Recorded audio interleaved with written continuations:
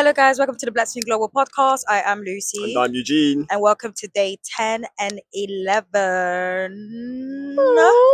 We're getting to the end. We're getting to the end. Although we get to the end with some big wins. Man. You know, man. If you think about it, this time last year it was a bit mad. I think this was technically our last day. Technically. No, because TFO made the semis. To the semis. Yeah. So we had one more day. Exactly. Okay, yeah, we had one more day. And yeah. And now that was the only player that we had left. And now look at us. Spoiled. Look at us. We're spoiled out here. We've got women doubles final. Crazy. We've got women semi-final. And we got men semi-finals. And most importantly, people that you guys doubted on top of that. Yeah, let's not pay attention to that. Let's not. No. You know me. I'm gonna call out. No. I'm gonna recall something. If you chatted crap on May 5th, 2024 at 3 p.m. The specific tweeting dates. whatever. I will remind you because we are right here. Black Spin Global is right here, covering 2 semi-finals and 1 final, and by the grace of God, 2 finals. How about that, man? Well, no, hopefully 3. Another 2. I mean, like the single final. Okay, yeah. Single final. But no, what a time, especially with the theme as well. What a time. Althea Gibson's, was it 75 years of breaking barriers? Yeah, we really breaking the barriers. Feels very apt. It feels great. It feels good. Oh, sorry, hold on guys. Some people were trying to get on the court. Security doing their job, respect it. Oh. Whoa. Basically, guys, when matches are done, the courts are empty, everyone gets on the court to take pictures. When it literally says only players and coaches are allowed on the court, but people don't care about the rules. But anyways, so let's talk about day 10 quickly. Yeah, we should actually. That's a good point. We took a day off. I completely took it off. I was sleeping the whole day by accident, man. You know, I went out Labor weekend. Shout out to the New York nightlife. I like it. I'm not gonna lie. As a hip hop fan as well, I like it. But obviously, we had a great match. Leylah Fernandez, the GOAT, Venus Williams versus Townsend and Katerina Siniakova. You were there. I was gonna watch it, guys. I promise you, yeah. Some way, somehow, I woke up after the match was done. That was my bad, you know.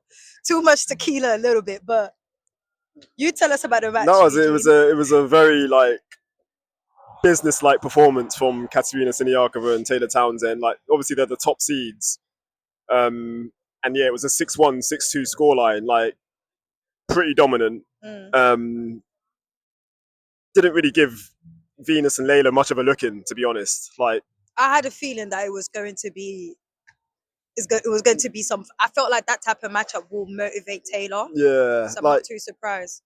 I was a bit surprised though, Lucy, because just the way Venus and Leylah have been playing, like up until that point.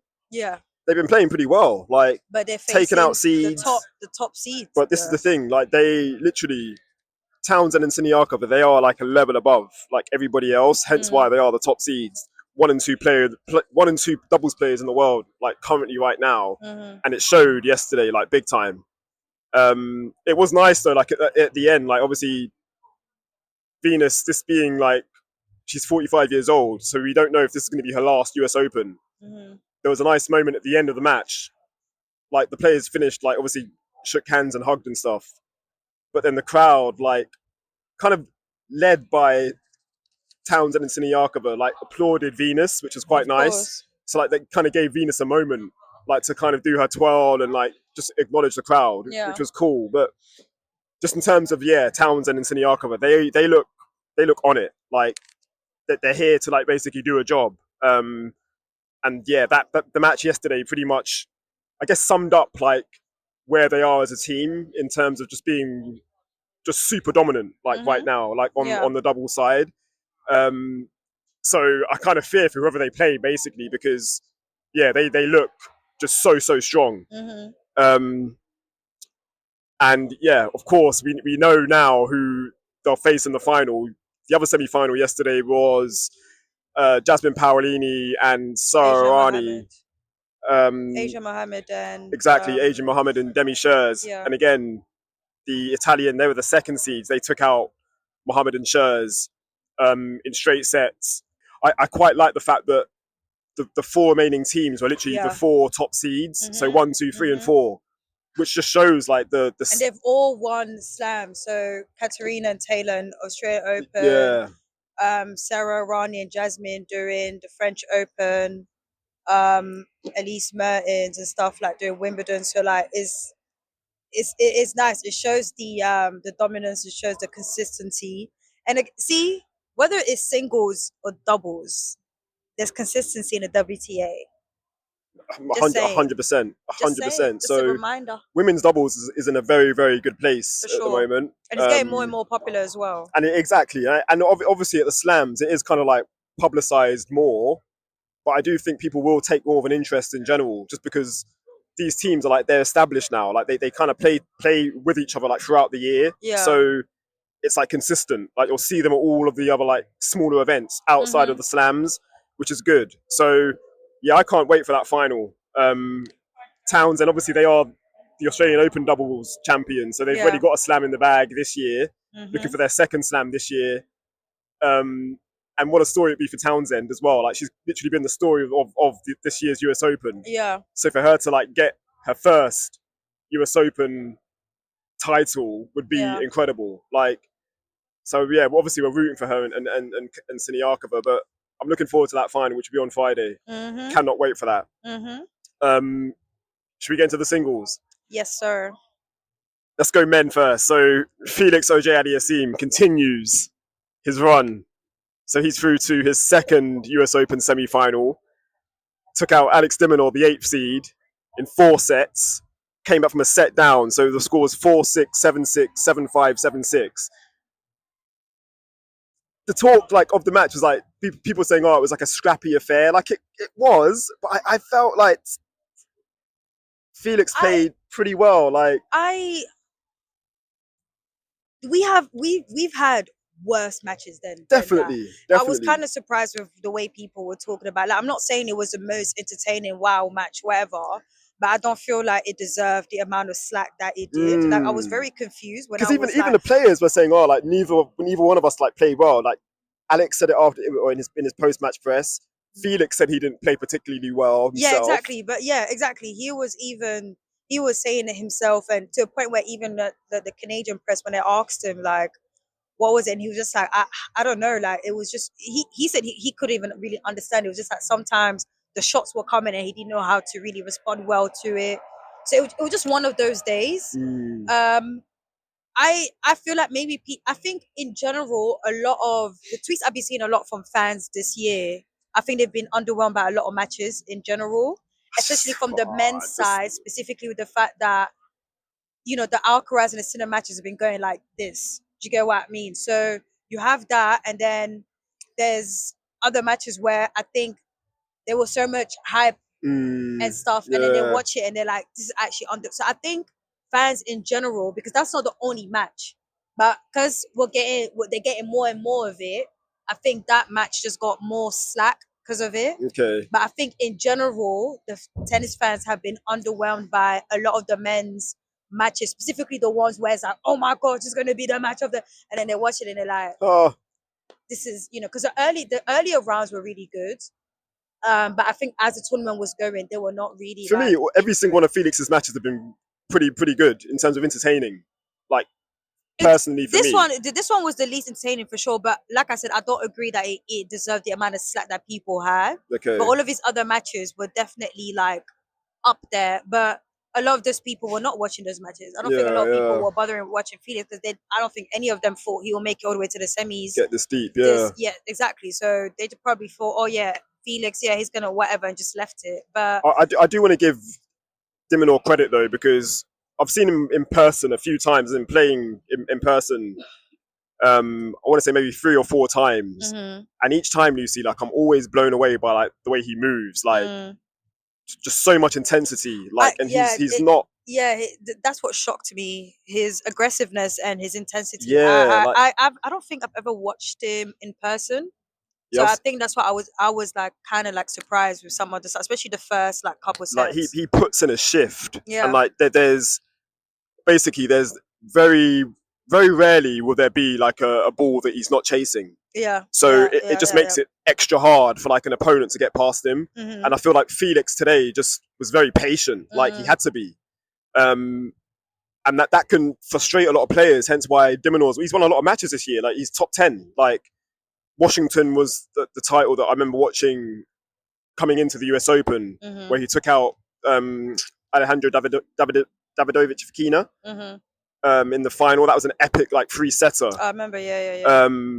And that again just showed or like exemplified like his work rate. Like the guy is just a workhorse, man. He does not give up. Yeah. So going into the match as well, and I did say to you, Lucy, that I was confident about Felix winning, but after that first set that he lost, the 6-4, I was like, yeah, we're going to be in for a match here, and Felix just needs to just stay with it, and that's what he did. Like to his credit. And then yeah, the remaining 3 sets were it was just up and down with momentum. Because even the final set, Tiebreak. Alex was literally up like what 4-1, 4-2. Oh yeah, exactly. Yeah, before it got to the tiebreak. It just shows you how up and down that entire match was. Like it was a massive opportunity for both of them as well. Like, and I feel like that's probably going to sting Alex more because obviously he's the highest seed.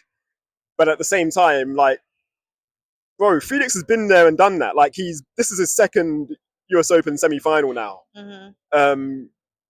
Obviously he's been as high as top 6 as we've been saying for the past few days, like doing these pods. He's starting to like play like that now, like in terms of that top 10 player, and I love that for him, man, honestly. And then he's walking around with a swagger, like I say he's walking around with a swagger. What did he say in press again? He said that he felt like it wasn't, he was like, you know what, people have been asking about that, that's just been me. But I think maybe it's a thing of like outside of the court, we don't see that. Maybe it's just a thing where we see it more on court, so maybe we forget it as fans and viewers and stuff. But I still think there's way more vim this time. As much as there's a swag, definitely. There is a swag to him, 100%. It's just different. Like the first 2 rounds, bro, he was looking back at the fans that were shouting his opponent's name before he was looking at everyone else. Like he was literally looking back at them. But again, I think it's because obviously we know him as like the respectful, nice guy and stuff out of court. So maybe we sometimes forget it. Yeah. And it's a good thing. You know, you're a beast on court and you're respectful outside of court. And I feel like I like players like that. So yeah, but honestly, a massive shout out to him. What a great run. Like he's been playing really, really well. That match is the only one where the level wasn't as high, the same, but he still played good when he locked in when he needed to lock in. And that's all that matters. And who does he have next? So they're still currently playing, Lucy.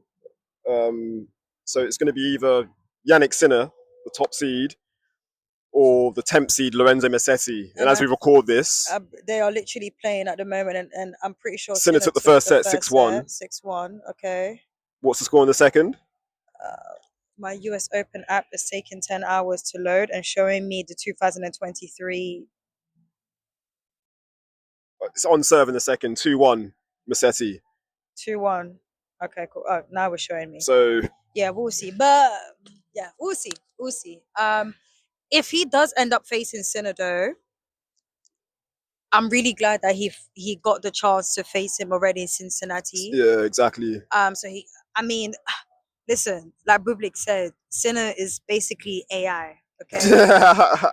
When we were watching them practice earlier, literally they were just a quarter apart, not missing.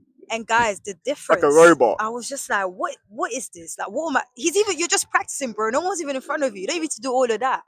There was no misses. Musetti looked already rattled. Like, bro, what is the point? And I do wonder if ATP players already go into a match when they know they're facing Sinner or Carlos Alcaraz and already. No, I think some do definitely are intimidated already before they walk on. 100%, which is crazy, and that gives a plus to Sinner. And I hope it is not going to be the case for someone like Felix. But on that, I don't think Felix falls into that category, just because Like, he's been there and done it. Obviously, he's not reached like 1 and 2 in the world, Yeah. but he's beaten these guys before, and they're the same age as well. And again, he alluded to that too. Like, there's not that much difference in terms of, well, obviously where they are now there is, but the come up very similar.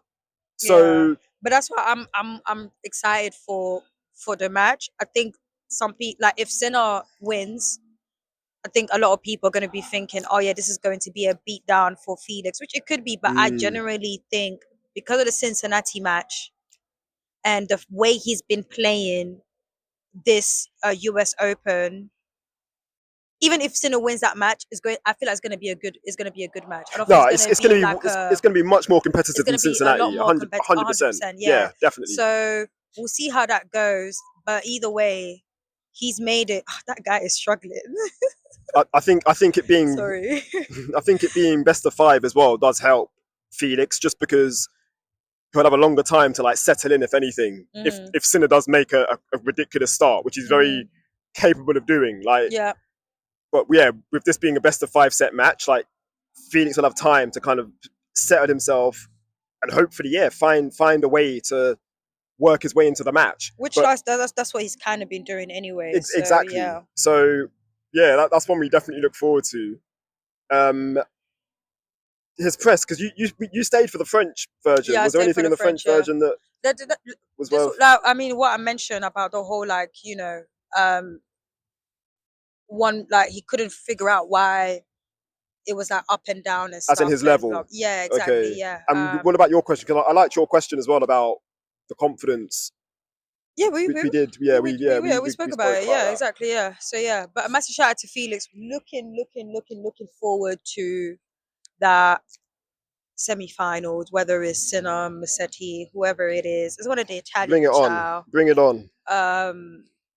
So yeah, either way, we're gonna be here. So great. And then our following match, Naomi Osaka, 2-time champion, 4-time Grand Slam champion. Let's say that now, because that's what she is. Soon come. Taking out the 11th seed, Karolina Muchova. 5 soon in straight sets, 6-4, 7-3, 7-6. Sorry, it was 7-3 in the tiebreak. Just what a performance from Osaka, man. Locked all the way in. Do you know what's crazy? She's not even playing 100% yet. That's the maddest thing. She's actually not playing her. Like, I don't think people understand. Like, yeah, she's playing really good. Don't get me twisted. But she hasn't reached to that level that the real ones know about. The ones that are not the ones that are forgetting, that were yapping a couple months ago saying that she was done. You are done, bro. Do you think she's better? Do you think she's playing better here than she was in Montreal? That's a good question. Because I do. I don't think so. I do. I think she was playing even way better in Montreal than she is now. I think the difference is she's more locked in. But I feel like she was serving way better in Montreal. She was playing way better than that in Montreal. I think the only thing that she's doing better here, I'm sorry, I don't want to say the only thing. I want to say, like, the biggest thing that she's doing better here is the movements. Okay. The movements are improving each match. Yeah. But as a whole, I personally think Montreal, she's playing interesting. better Fair enough. here. But because of her movement and the mental and the way that she's quickly, like, if she's messing up, she's quickly, like, trying to wheel it back in and stuff. And like she said herself, she's just trying to enjoy the process. And, you know, she's having more challenges here. And she already said, like, she likes having challenges. She likes being under this type of pressure. Yeah. I think that's every athlete, though. They love the kind of... They do, but I think with Osaka, it's a different level. Yeah. And it's something, I think that has increased even more ever since she had her daughter. So, yeah, honestly, it's just been great to see. This match was... It was good. It was a good match. Honestly, it was a good match. She was moving well. I was telling you just during the match, Muchova was serving better than her, but she was still, like, able to play so well, return. And the winners this season, Osaka has been focusing so much more on her winners and been doing so well with them. Like, her winners, like, points this season has been up there. Like, it's actually crazy. Her shot selections, her movement is so good, applying pressure. Muchova just did not know what to do. She did look uncomfortable as well during the match, Muchova, at one point as well. I knew this match she'll be tired because when I look back, all of her matches have been 3 sets. She hasn't won a single straight set since. As in Muchova? Yeah. Not one. from the first round to now. This is literally the only match where she was done earlier. In straight sets. So when I saw that, I was like, oh, this girl is going to be tired. Just make her run. And after the first set, she went medical timeout. Because she got broken at 5. Well, it's 4. Yeah. She was serving at 4-5. And yeah, Osaka broke to take that first set 6-4, and then she went off for the medical timeout. Put on the tape and stuff, and throughout the match, I kept looking at her. I was like, I think this girl's gonna put out. She did not look comfortable. Yeah. But then someone did say that apparently her previous match that's what happened, and she ended up winning. But I was like, nah, I think with Osaka's pressure, it's going to be too much for her. I think the only reason why she was able to even take it all the way to a tiebreak was because of her serve. I think Osaka's level kind of dropped a bit in the second set, I feel. I won't say her level. I would say more of like concentration. Yes, rather than I feel like she was still like on a high, but it was just like she wasn't making the right shots and the right decisions. She got broken a couple times. Exactly. Like in the first set, she can get. And then on top of that, breaking Muchova was kind of difficult considering the way that she was serving as well. I think she was doing that really well, and she knew that's all she could do because she could barely move. Like the girl, literally, I was looking at her, I was like, bro, this is looking serious. No, she deserves a lot of credit because, she easily could have retired. Yeah, she could have been like, I'm not giving you this match. Let me just fair play to her for carrying on. Some people who lost today and they went on their IG caption talking about how they had foot injury, Igor. But anyways, God. Yeah, some people. There's some people that they just fight through. But no. Back to Osaka and Muchova, man. I think Osaka's level. I'm just. Like you said, I think she's playing in maybe third or fourth gear. This is what I'm saying. There's still a gear or two left. This is what I'm saying. You guys have not seen the full Osaka yet. That's the craziest thing. Right now she's doing the boo-boo Billie Jean Bling Osaka. Listen, when we get that Osaka from that 2019, when she was whacking the whole Serena out of this court, listen, that's when you guys will know. But yeah, I'm so happy for her. She looks good. She looks great. Her first semi-finals since. And I know she's a Japanese player. I know she's black, but you need to remember as well, she grew up here, so it means it definitely means a lot. So in 100%. A way, at all of the Grand Slams, this is more of a home slam to her. It's the closest thing to a home slam, 100%. Exactly. Yeah. So yeah, it's just really, really good to see. Obviously, she is facing Amanda Anisimova next, the number 8 seed. And I'm not gonna lie, Eugene, I'm gonna need her to be well rested. Her and Sabalenka to be well rested. Sabalenka, you even had an extra day because your previous round was a walkover. Yeah, that's a great point. So really and truly, I should see you in that final, and I should see Osaka in that final. Although Pegula, and then we can get a big babe tennis final. Listen, don't write off Pegula, man. I'm not writing off Pegula. Don't write off Jess. No one's writing off Pegula. I said I want that because I want that's the final a big babe tennis final. They're both big hitters. They're both great it's just going to be really, and I think it's going to be great for the sport. You have the runner. No, Sabalenka won last year, right? Yeah. Yeah, exactly. You have the previous winner, and you have someone who's won this twice that everyone love as well. Like literally, the US love Osaka. So I'm going to sound like a player now. Like I don't like looking too far ahead, one match at a time. But if that was to happen, I feel like the pressure would be more on Sabalenka, and when I say pressure, she's going to feel more. I don't know, of a desire. Not to say desire. They both want to win, but I just feel like there'll be more pressure on her to win. Of course. But I'm saying it will get to her. I think the pressure would get to her, and not so much Osaka, and that's going to work in Osaka's favor if we get to that stage. I'm saying. I think I agree with you, but I think as individuals, they might do either way. Like I said, I'm glad that Osaka kind of went through what she went through in Montreal, because although they did two different type of finals. What? I'm just thinking as well. If it's it'll be an Evolve final. They're both Evolve athletes. Crazy. Oh yeah, true. What a time for Stu and Carly. Oh right, yeah, Stu's eating right now. Eating right now. You know what? I might ask him for that chicken nuggets But and caviar. let's not look too far ahead. Let's not look too far ahead. I might ask for that and be like, yo, clearly the millions are coming through. Let's not look too far ahead, Lucy. But no, okay, cool. Anisimova though, let's not rule out Anisimova.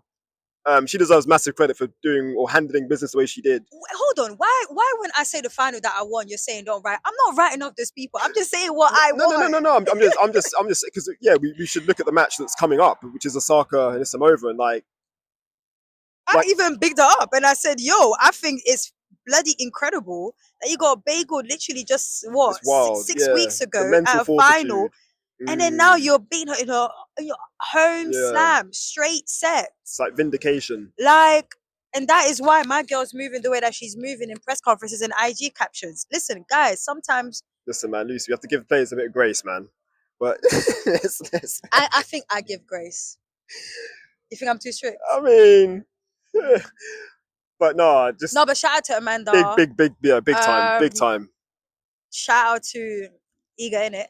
Shout out to Sabalenka. Shout out the Vondrousova. I saw the video of her practice where she felt the injury. Tough. Yeah, man. It looked really bad. So speedy recovery to her. Although you know, her and BSG low-key have beef from last year. No beef.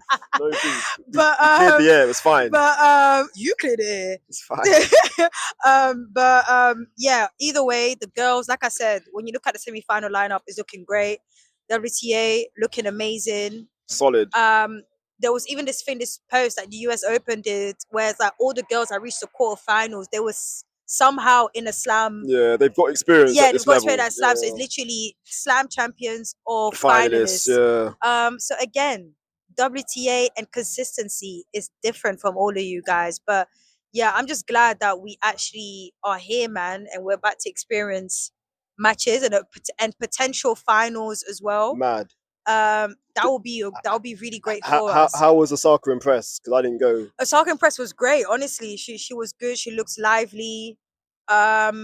She did explain why I know a lot of you guys were wondering why she was wearing the purple and not the red, but you know, because she's been winning with the purple. She's been sticking with the purple, although she already won with the red. But yeah, and so she said that she did do a poll that a lot more people actually do prefer the red, but she's still stuck with the purple. So she's superstitious then? Yeah, she's like, I don't, you know, but you just never know. Go on, superstitious, Naomi. But yeah, like honestly, she just said that she's enjoying like playing and stuff. She's enjoying the challenges, basically all of the things that we just mentioned. And you can see it. Like that's the thing. You can actually see it on the court. Like there's just she's just playing with freedom. And that's why I feel like that's why I feel like she's playing well at the US Open. Yeah. But I think tactically, for me, I feel like she played better in Montreal. So also we have to shout out coach, you know.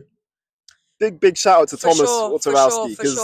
For sure. I mean, that's two tournaments and two deep runs. Like, yeah, come on. I think he's helped her a lot with her movements because that's the biggest improvement that we've seen a lot.